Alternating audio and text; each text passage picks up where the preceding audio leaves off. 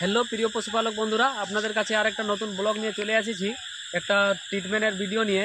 এখন প্রায় বাজে রাত 9টা, মোটামুটি 8:53, মানে রাত 9টা। তো হঠাৎ একজন এমার্জেন্সি ফোন করলো, তার ছাগলে দুটো বাচ্চা দিয়েছে কিন্তু তার ফুলটা পড়েনি। তো এমার্জেন্সি আমাকে এখন কলমা যেতে হচ্ছে, তাই আমি এখন ট্রিটমেন্ট করতে কলমা চললাম। এইটুকু কলমার রাস্তায় আছি আমরা।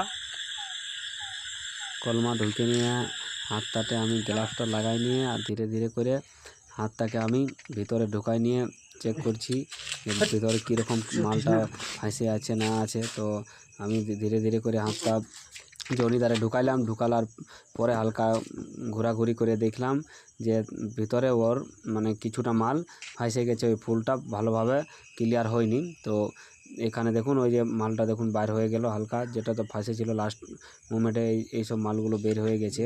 তারপরে মালটাকে আমি পুরোপুরি বের করে নিলাম, করার পরে বাচ্চাদানিটাকে ওষুধ দিয়ে দেখো মানে ধুয়ে পরিষ্কার করে নিলাম। বাচ্চাদানিটা একবার ধুয়ে দিলাম যাতে তার কোনো ইনফেকশন না হয় আর ভিতরে যে আটকা থাকবে সেই মালটা দেখুন। তারপরে ধোয়ার পরে এই মালটা পুরোপুরি ছাগলের মানে বাচ্চাদানি থেকে বের হয়ে গেছে এই দেখুন। তারপরে আমি ছাগলটাকে ছেড়ে দিলাম আর দেখুন তারপরে দাঁড়িয়ে গেছে। দাঁড়ানোর পরে আমি আমার ইঞ্জেকশানগুলো রেডি করতে লাগলাম।